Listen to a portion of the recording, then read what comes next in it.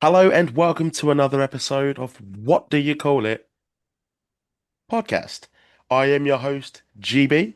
It's been nearly a month without me, so I know a lot of people have missed me, but I am back, better than ever, working on my tan as it is the summer holidays. Right? Um, Cringe, I know. But we're not here to talk about my tan. We are here to talk to today's guest. She's an author. She's the author of wrestling's most highly anticipated novel, the Abby Cartwright Chronicles. Please welcome Abby Cartwright to the show. How you doing, Abby? You all good? Hello, I'm well, thank you. I'm well. I would actually love to talk about your tan because yesterday I was really proud of my tan and I showed someone and they looked at it and they were like, "What tan?" So I'm very much in the mood for complimenting people's tans at the moment. You can see it has gone away a little bit now because the rest of me's caught up a little bit. But my hand for about a month and a half was tanned because I was refusing to wear like short sleeve shirts and stuff.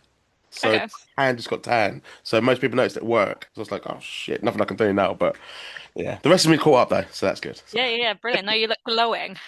appreciate it, appreciate it. Nah, God, smirking now. Oh God. Abby. So I want to follow up for my intro for you. So Mhm. mentioning the highly anticipated novel, the Abby Cartwright Chronicles. I want to go to the beginning of this novel, and I want to discover how you became a pro wrestling fan. So very good question. So it's very it's such a cliche answer. So I watched wrestling as a kid, because I have an older brother, so that's how I kind of got into watching it when I was younger.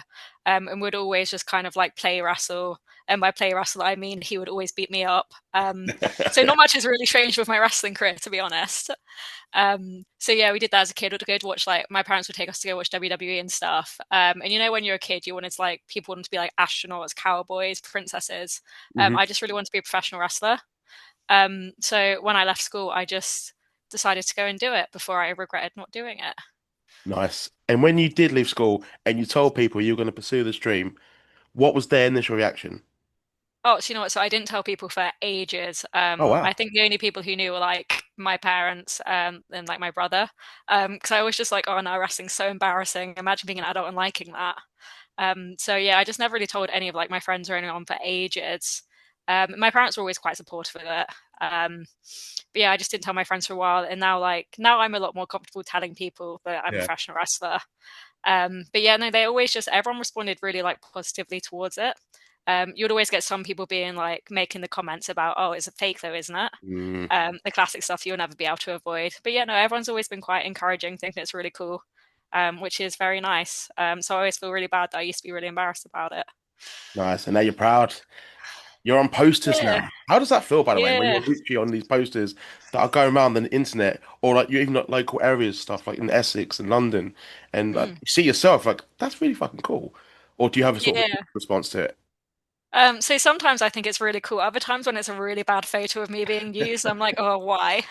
But yeah, it's especially at first, like, so I have like a little wrestling memory box where I have like, so I have posters from shows and stuff, and I think I've got posters from like really my early days, which is it? really cool.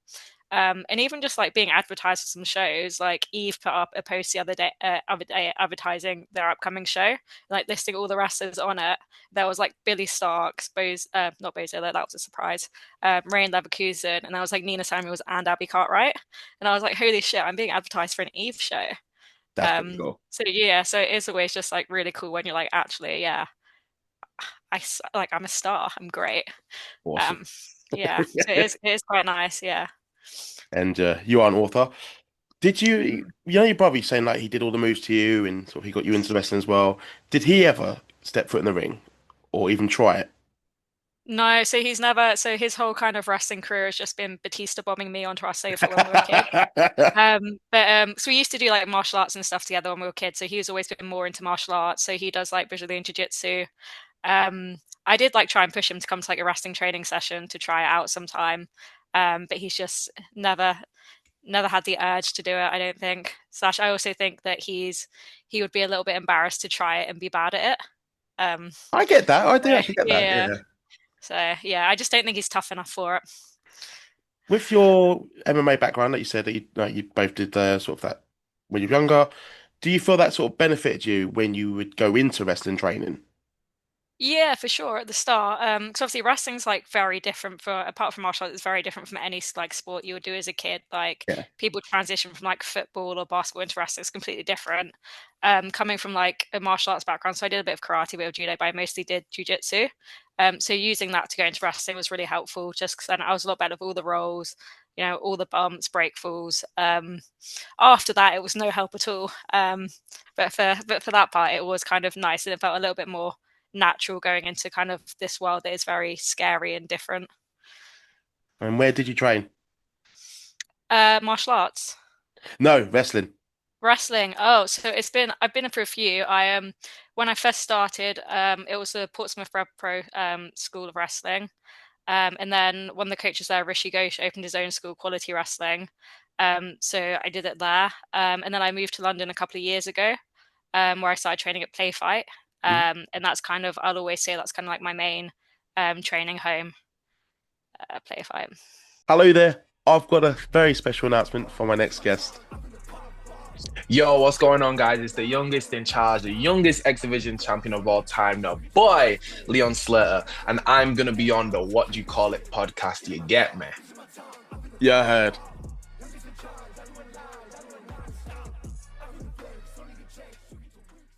Yeah, I have nothing bad to say about the coaching staff at PlayFight.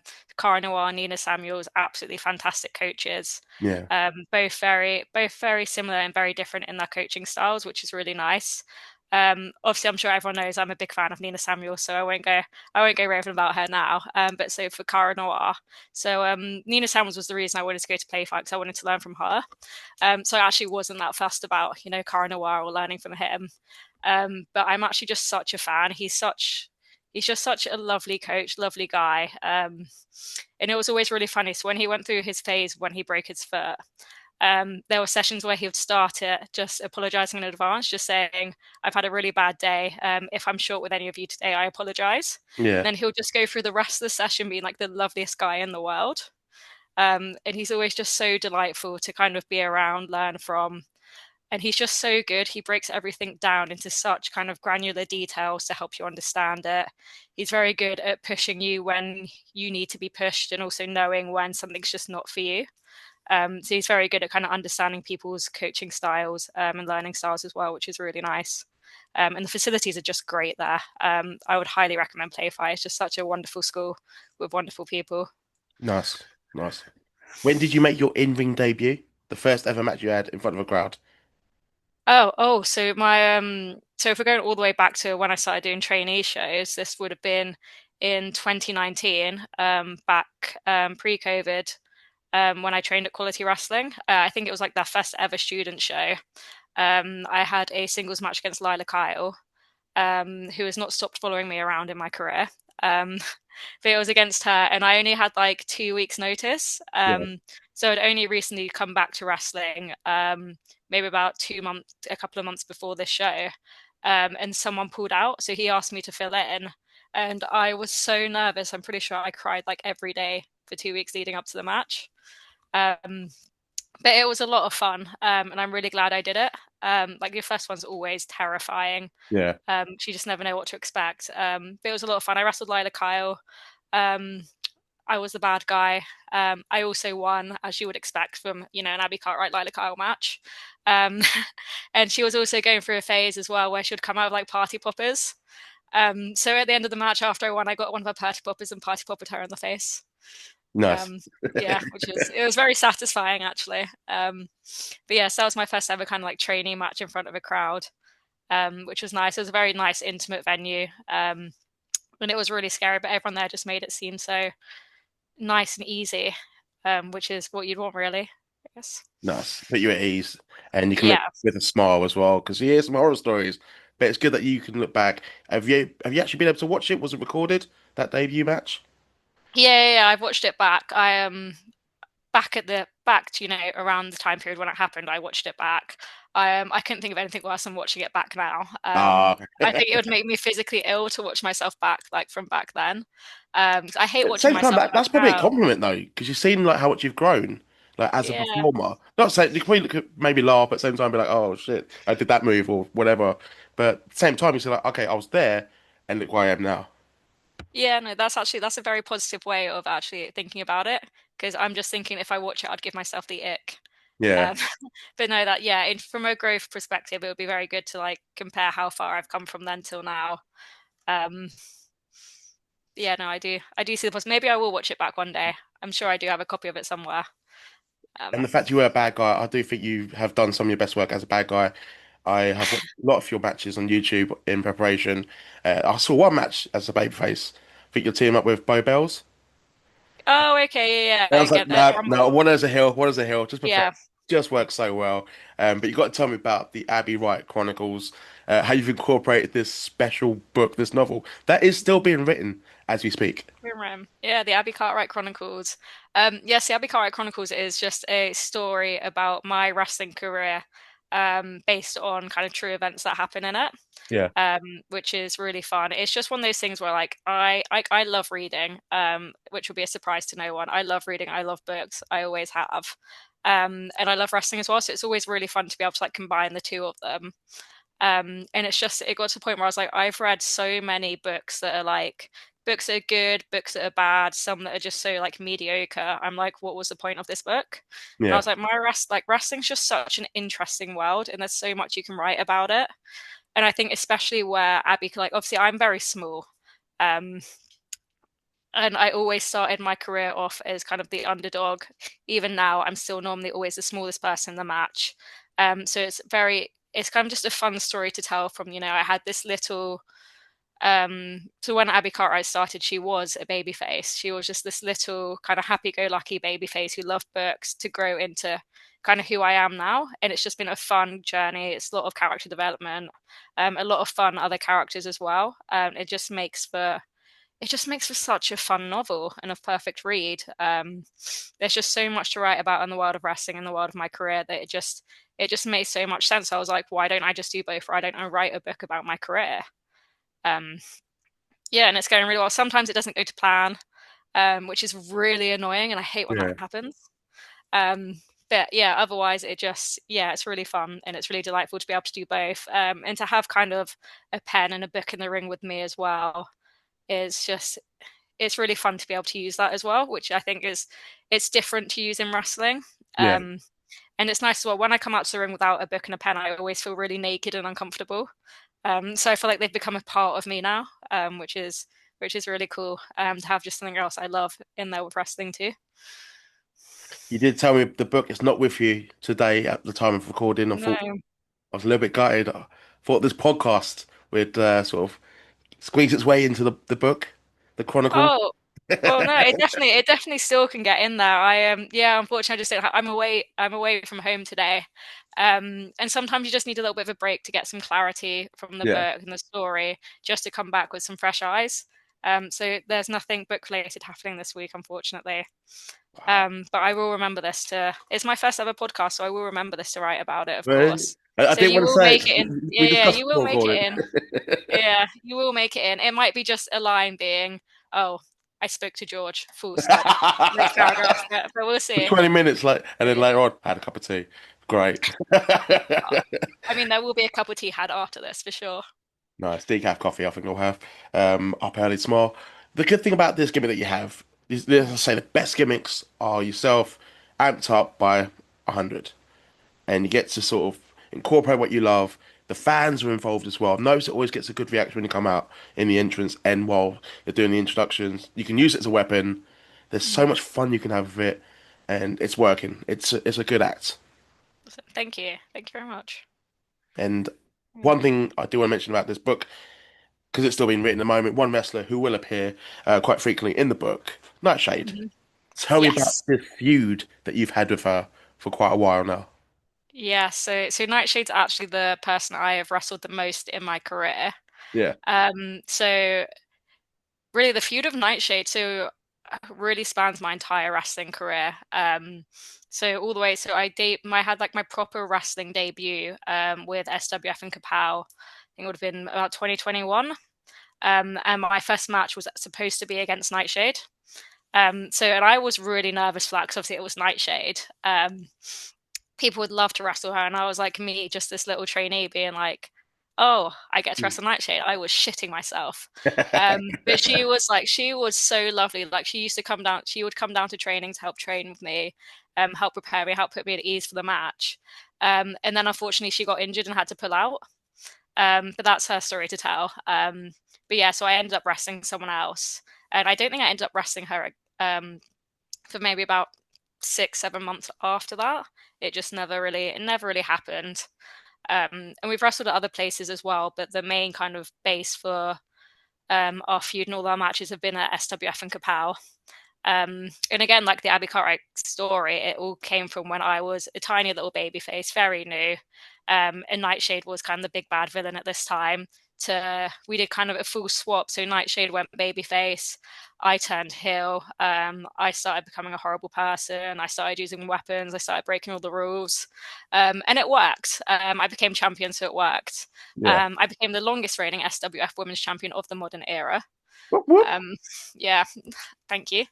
um, um, yeah, so Nightshade and I just wrestled all throughout kind of these 4 years. We're just constantly, it was always her winning. Then it got to a point where it was always me winning, and there was a lot of back and forth till eventually it all kind of came to an end in June. Actually, before we go out, we go back to September, back at the Hobbit. So first and foremost, I absolutely hate the Hobbit pub. Horrible place, horrible crowd, I did see one of your horrible captions venue. on your Instagram. Yeah, I hate it. And I never win that. I always lose, so I hate it so much. Yeah. So I had a title defense against Nightshade that day, and I ended up losing my championship to her then, which was very scatting. And then Kapow had an over 18 show that same day, and Nightshade was wrestling Nina Samuels for my championship. So I cashed in my rematch clause that night. Lost, which was actually very sad because it was just kind of like, it was pathetic fallacy in full force. It was dark. It was pouring down with rain. I'd lost my championship. This will I'd be had it. left out of the chronicles, I assume. No, this is the important, this is a key plot point in the story. As much as I didn't want any of this to happen, it was just very important. So yeah, it was pouring down with rain. I cashed in. In hindsight, it was a really stupid time to cash in. So yeah, I cashed in on Nightshade and my coach, thinking, yeah, I'm gonna win this. But it was all just very emotionally charged, and I lost within a minute. So it was not a good day to be ABI CARTWRIGHT that day. So Nightshade won my bout, and then she buggered off to Japan, and we didn't see her again for must have been like 8 months or so before she came back to Kapow. So she took my belt and took it hostage, which was really annoying. And then she came back. I got under her skin enough, because I do think the Hobbit match was unfair. They shouldn't have made me put my championship on the line in a venue where I always lose. It's very cursed. The odds were stacked against me, and it just wasn't very fair. And I didn't like it. It was very unkind. Justice. Literally, right? So yeah, I got under Nightshade's skin enough that she let me pick the stipulation for our next match, which was in June, at Southampton. And obviously I wasn't just going to pick a normal match. I had all the power this time, so I was going to stack all the odds against her. So I created my own match type for it, which was very fun. And it's a match that I will always say is probably my favorite match that I've ever had. So it was very much kind of, I'd say, a 3 Stages of Hell match meets the Duchess of Queensberry rules match. So Nightshade didn't know the match until she was out there. But it was split into 3 acts, each with its own time limit and each with its own stipulation and set of rules. Yeah. So Act 1, and I also narrated the match as well. At the start of each act, there'd be a video of me that came on the Titantron, explaining like what the next act was going to be. That's quite cool. I like that. Yeah, it was really fun. But so Act 1 was just a singles match, and when that was announced, there was a guy in the crowd who audibly booed it. He did what? And I was Sorry. like, he booed when it was announced that the first bit was a singles match. I think he just wanted to see carnage, and I was like, I'm so sorry to disappoint you, but I've got a story to tell here. So we had a singles match. Then Act 2. So this was when it really went into my favor. So because I knew what all the acts were going to be and Nightshade didn't, at the act changes, Nightshade had to watch the screen to figure out what was happening next. And the next act was a street fight. So while she was watching the screen, figuring out what was going to happen, I snuck out of the ring, grabbed a kendo stick, came in, and as soon as it started, I just started attacking her with a kendo stick. Very smart. And that was Act 2. There are a few rule changes in it as well. So during Act 2, I changed the rules so Nightshade wasn't allowed to use any weapons. Nice. Yeah, had a little rewrite, started the act again. And then we went into Act 3, which was a submissions match. So they were all very carefully, all the acts were kind of picked to partly kind of tell the story of the feud Nightshade and I had had over 4 years.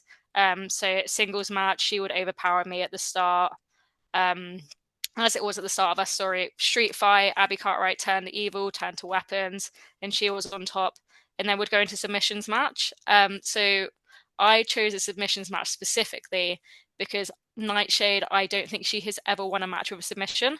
I have won lots of matches with submissions, so I was like, that very clearly favors me. Clever. Um, yeah, and I did not know she was actually a very big user of the Walls of Jericho. I found that out the hard way. My back has not been the same since. And she actually, yeah, she really put up a fight in the submissions match. I did not think she was going to be as good as submissions wrestling than she was, and I was very surprised at that. But yeah, eventually I won. So, but she, towards the end of the match, she'd put me in Walls of Jericho. I was about to tap, because I'm always one step ahead. I had a video ready to play on the Titantron, which distracted her enough, and it also told the story. And I also was ABI Cartwright narrating how our feud started. So it mentioned about her pulling out of our first ever match, how gutted I was, and she pulled out because she broke her ankle.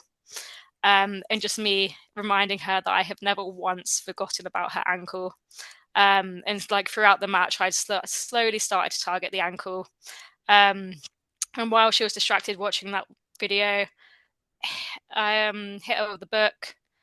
She got me in a sleeper. I stabbed her in the eye with a pen. I opened my book to reveal that it had been hollowed out, pulled out some rope, tied her up to the turnbuckle, and I concertoed her ankle, as she rightfully deserved. And then she ended up tapping out. And I won my championship back. Storytelling And at its yes, best. and justice was restored, and the division was back to the way it should be. But yeah, that was always one of my favorite matches, and it was one of those ones that I really enjoyed doing the 3-act structure match, and I would love to do it again. But it's now Could make finding it the your time thing. to. That's the thing. Yeah, It's it's difficult, mine now. but that could be your match. Undertaker with a Mm, casket match, and Jeff Hardy ladder match and stuff. Abby Cartwright, the three stages. 3-act. Well, not hell, but Yeah, 3-act structure match. Yeah, that's what I would like. But it's one of those matches where there needs to be a reason to use it. Yeah, oh yeah, keep Um, it every and weekend. yeah, yeah. I mean, I would love that every weekend. As hard as it was. But yeah, and just it works so perfectly with Nightshade because we had just had this feud that was born so organically over kind of the 4 years over my entire career at Kapow that it was just she was the perfect opponent to do that match with. Mhm. And it was just a lot of fun. It really tested me as a wrestler. Um, and it was great to just try something new, and actually and actually be able to use the ABI Cartwright Chronicles in a way that maybe not everyone will understand, but the people who have been following will see what is happening. Yeah, Which is just it was just really nice and really fun, and just something I think that was a bit different, especially for the Kapow crowd. I love it. I love it. Told a great story. Obviously, you got the win, ended your way, but then there's also revenge, and it's one of those stories I just don't think's not going to end, and it just Yeah, can. Who knows what is going to happen next? That's the thing. Hello there. I've got a special announcement for my next guest.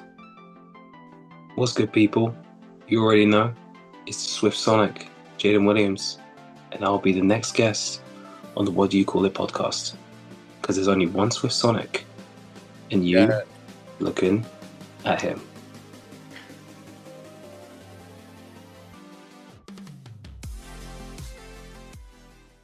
How does the Abby Cartwright Chronicles end? very good question. So the ABI Cartwright Chronicles will end when my wrestling career ends. So who knows how it's going to end? It's very up in the air. I have an idea of how I want it to end, but we know stories don't always go to plan, so we'll have to wait and see. I still feel like we're just only at the beginning of this Yeah, lot. I definitely agree. There's so much story to tell, so much potential, so many different characters to have involved, so many different places to go. Hmm. Um, and I feel like it's only really starting to kick off now, um, which is very exciting. Another 10, 15 years, I believe it'll be on the front of Waterstones. Some Americans might Oh not yeah, know what the yeah, hell I'm on about right now. Do you know what? I might have to Google after this if Waterstones is in America. It's a bookshop, basically. Maybe W.H. Smith, a few other bookshops. yeah. Barnes and Noble, all your local indie bookshops as Yeah. well, all your wrestling schools on every merch stand. It'll Would be you there. narrate it or would you get like a celebrity to do it? The narration for the audiobook. Oh, if I did an audiobook. Well, so I actually, so this would be surprising considering how much I talk. I actually hate the sound of my own voice. Um, Fair play. so yeah, so I don't know if I would want to narrate it. Um, but also maybe it's my story, so maybe I should narrate it. Think Um, it's only right for you to do it, to be fair. But yeah, maybe Morgan Freeman, but I don't think it'd work. I mean, I'd love him to do my narration, like my eulogy. oh, really. Touch word, obviously not anytime soon. But if I'm going out early, like I'm getting him to do it. James or Jones ain't here anymore, so you know. No, no, important. Yeah, yeah, it's important to dream big. Yeah. No, I um, see it. I see the vision. a bit dark now. Let's put a positive spin in this. Few questions have come in for Abby Cartwright as I asked the Yeah. fans to submit the questions on my Instagram. The conductor, Freddie Hussein, good friend of the show, great guest. He wants to know, can't believe I'm asking this, if you have, no, sorry, if you know any cool train books. Yeah, so there's this really niche one. You might not have heard of it, but it's called Thomas the Tank Engine. Would highly recommend if you're looking for train books. I think they've adapted it into a TV series as well. So different platforms for you to enjoy that story there. There you go. So thank you, Freddie. There you go. Anthony 48 Davis has asked, who is your dream opponent on the indie scene? Oh, very good question. So there's a couple. First and foremost, the one I would always say is Session with Martina. There is nobody that I would love to hit in the face more with my book than Session Moth. Um, and I mean that as a compliment. I just think we would have such a fun kind of prop heavy, shenanigan heavy, character heavy match. Yeah. And it would just, I feel like we would just gel so well out there. I've got a chapter in my book waiting for her just for the day someone please books it. Um, so yeah, she's number one. But there's also others, Charlie Evans, I would love to work. Um, Yeah, she's cool. She was a good guest. yeah, she's signed as well, so I don't know if it counts, but she was at Eve the other day, so I think it should. But Billy Starks would absolutely love to work her as well. Um, there's a few more, but Seshamov's number one. As a tag team, I would love it if me and my tag partner Alexander Lockhart, if we did Team Heartright versus Hyperactive, I think that would be a lot of fun. I'd love to do that as well. But yeah, Session Moth is number one. If my wrestling career ends without ever having wrestled Session Moth, I would be incredibly upset. That's the ending that we do want then. That's in Martina against That you. could be the final chapter. I Yeah, honestly think that can happen very soon. Very soon. Not that I'm yeah, my booker, fingers but crossed. it's one of those matches I can definitely see on your story, coming soon. Get tickets now, and it'll be a fun match to watch in crowd or Yeah. online. He also wants to know, Anthony Foyette Davis. He's asked, was Bozilla the scariest wrestler you faced? I think the question should be, am I the scariest wrestle Bozilla's faced? Hey. Um, um, yeah, not gonna lie, it's kind of terrifying. Yeah, when I had the interaction with her at Eve the other day, I was screaming for Nina to come help me. Nina did not come help me. Billy Starks actually came and saved me. Yeah, she got Bozilla out of my way, which is very nice. But yeah, Bozilla, there's just something really terrifying about her. Her size, her aura, like her entrance with the smoke. She is, Hmm. yeah, terrifying. I don't think I'd get a um, photo of her as a fan. I'd be like, I'm no, shit myself. yeah, I think that's a smart thing to be. I think the best thing to do is just stay out of her way completely. Yeah, definitely a terrifying one. But yeah, no, she's definitely probably up there with the scariest people I've come across in wrestling for sure. Awesome. For Great sure, question, yeah. Stephen. Thank you very much. One last question. Normally ask three June dinner guests, but I'm going to keep it book related. The theme Okay. normally, so I asked that question to wrap up the show. I'm going to ask you to pick 3 books that you think would make good weapons against your opponents. Um. Some questions I've never asked before. That's what makes this podcast great. But this is a fun episode. Okay. Go for it. Number Ooh, one, three give me the books that first would make book. cocoons. So what was it? War and Peace is the biggest book. Is the longest book, isn't it? Um. Very sure that's the biggest book. Yeah. I would. But it has to be a hardback cover. Hardback cover of War and Peace. That would definitely give someone a good concussion if you hit them with the head with it. Nice. And who would Um. your opponent be for it? Maybe that's the one I save for Session Moth. There we go. Maybe unless someone really gets on my nerves before then. But yeah, if that's the match I'm going out on, we're gonna go out on a high. So that one. What else is there? Complete work of Shakespeare. I think that will. If you can get that in one book, that would be a mighty hit as well. Um, And the final one. Any Harry Potter books you're going to squeeze in there? I could fit some Harry Potter ones. Yeah, some of them big as well. Was it the Order of the Mm. Phoenix? That's really No, chunky as well. And I think those pages. the one. Like, the one that came out 97, was it? 96?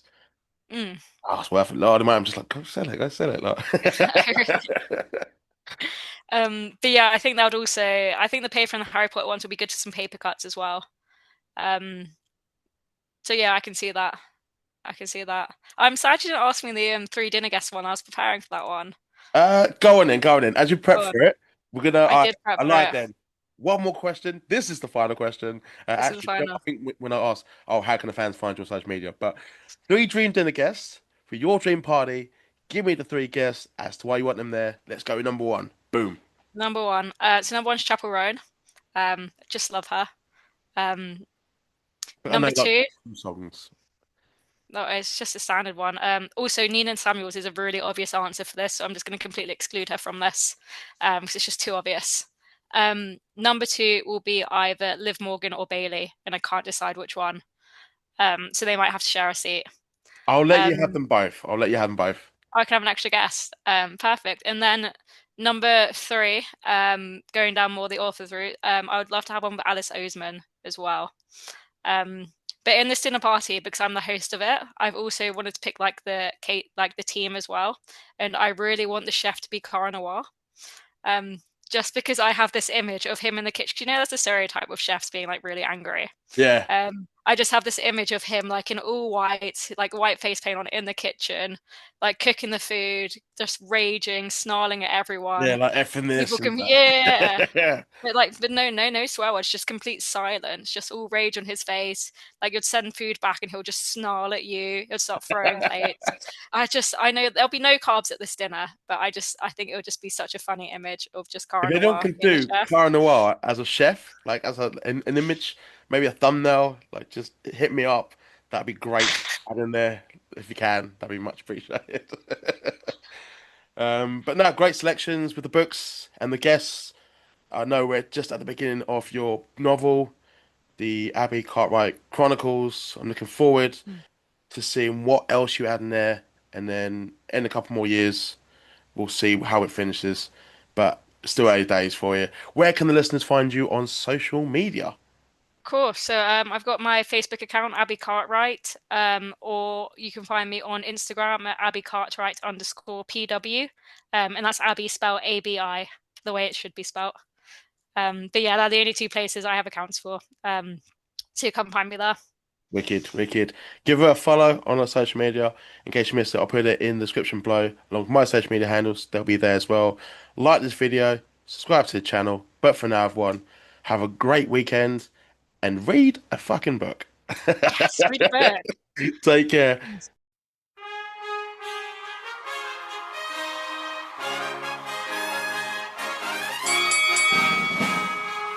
Ladies and gentlemen, boys and girls, children of all ages, it's time for What Do You Call It? Podcast!